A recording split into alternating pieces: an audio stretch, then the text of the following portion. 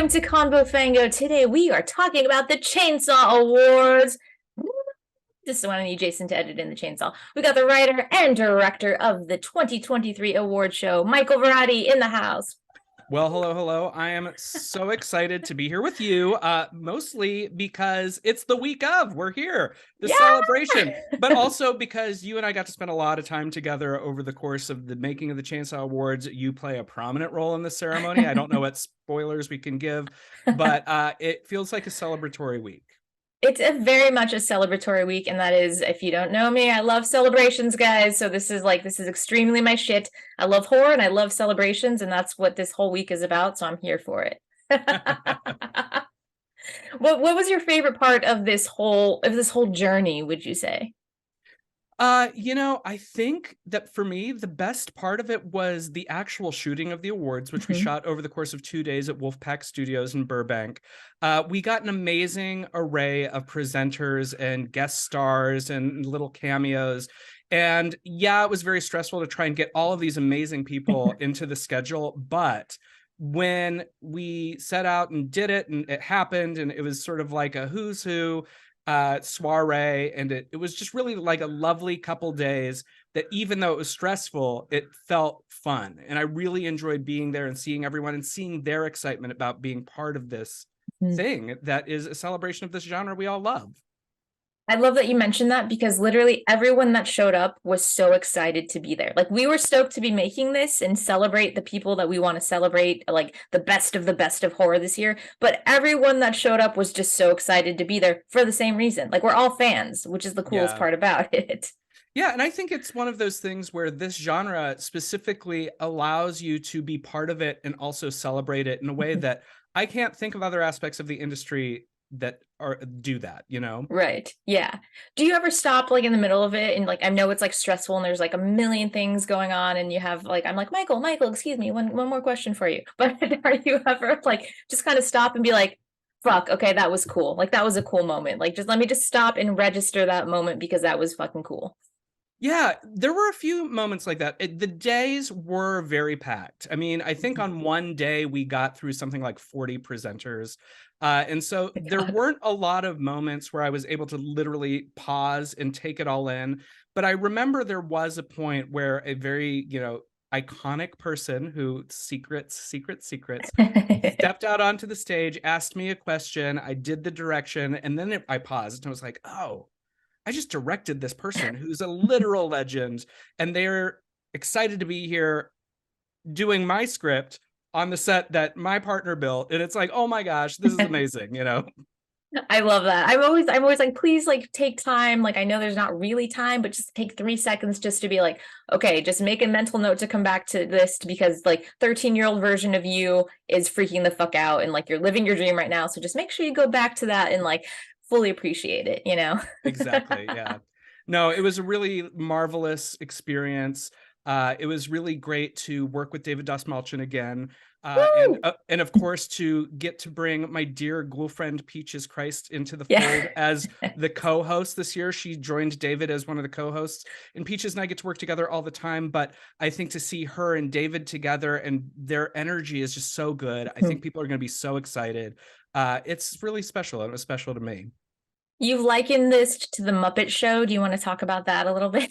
Which is very accurate, I will say, actually. Oh, thank you. No, I think that while this is still an award show, and that is a very functional kind of television special, we have nominees, we have categories, we have to give an award. Because it's Fangoria and because it's horror, we're allowed to play in ways that other award shows aren't. And so when I was sitting down to write the script for this, I was thinking, like, of my kid self, what would I imagine backstage at the Fangoria's Chainsaw Awards to look like? And that's what I wrote. So there are a lot of sketches that reveal the behind the scenes. We get to go behind the scenes with David and Peaches as they prepare to host. We get to see you backstage creeping around and discovering that maybe there are slashers and monsters and creepy creepersons going around. And that's just par for course because it's the Chainsaw Awards. Right. And so I really thought about that Muppet Show energy where, of course, during the Muppet Show, they're giving a performance for an audience, but sometimes the wackiest, most interesting things are also happening backstage. And that's how I wrote this award show. And I would like to think I pulled it off. Again, it's for the audience to decide, but I had a lot of fun doing it. I love that so much. And I was so excited when you first pitched that element of it. I was like, oh, interesting. And then I saw the script and I was like, fucking nailed it. And then just like having it come to life, I was like, this is great because it does it like you said, it's very functional. We have a presenter, they present, we have a winner and they accept, and then we have a presenter and they present. It's all functional, but it's like, it can be a little monotonous. So you kind of, and this is horror, this is Fangoria, you shook it up a little bit, and we have these little bits where it's not gets a little bit chaotic in a good chaotic kind of way. Yeah, well, and the nice thing about horror is it allows us to flip the script, because not only are there sketches, but then there are things that I think the audience will think are awards, or they will think are part of the normal ceremony, and then it will go askew because we're allowed to do that. I don't think the Oscars can do that. So take that, Oscars. Suck it. Is there anything that you think people are going to be very particularly surprised by? I mean, we can't give any spoilers, but I know there were things that I was like, oh, I was some of the winners I was surprised by, just because I was like, this is going to be the clear-cut front runner most likely, and I was surprised. But we've also had we had way more votes this year than we did last year, so I think there's some surprises in there. Yeah, and I think that's exactly it. Those are going to be the surprises because the people truly made their voices heard. And I think that if you're only listening to a small pocket of social media, or maybe just your group of friends and the horror movies you're talking about, you might be missing the larger conversation. And some of the movies that won, or some of the people that won, really, really are an example of just the sheer commitment and devotion of the fan base, in the multitudes, the thousands of people who voted. And so I think it's really, I don't know if it's a surprise, but I think it's nice to know that all of these winners were voraciously supported into their wins. So yes, I will say I had a really hard time voting, actually, because almost in every category I'm like, okay, obviously I love all of the nominees, but most of them I was like, fuck, I have tied for first place, like a 3-way tie for first place, and I just had to kind of battle royale it out for a lot of these. It was not an easy ballot this year, because so many of these movies and performers and everything in between, they all showed up. I mean, let's face it, this was a great year for horror. And even if your favorite didn't win, if they're part of the show, they won anyway, because you were the ones who got them there. Yes, yes. This is very much I like to say, you guys, you created this show. The nominees are there, the winners are there because you voted for them. You turned out this year, so you pretty much created this show, and the show is very much made for you. It's true. And anytime someone has approached me and said, well, why wasn't this on the ballot? And I'm like, well, it's up to you. So next year, be louder. Yeah. Next year, rock the boat, bitches. We told you. Exactly. Oh my God. Is there anything else you would like to share with us about the show before we go? No, just that it's a lot of fun. It is really a wild and woolly night of horror celebration. And I think that what's really great is the Chainsaws, in all of its many tendrils, showcase everything that horror can be, all the things we love about the genre and all the subgenres. And really, the people there were excited to be there. I think that we were excited to make it. The fans were excited to vote. It's a night to celebrate, so just have a good time. Well done. You want to take us out with your announcer voice? Where and when can we watch the Chainsaw Awards? You can watch the Chainsaw Awards when they air live on Shudder on May 21st at 6 p.m. Pacific, 9 p.m. Eastern.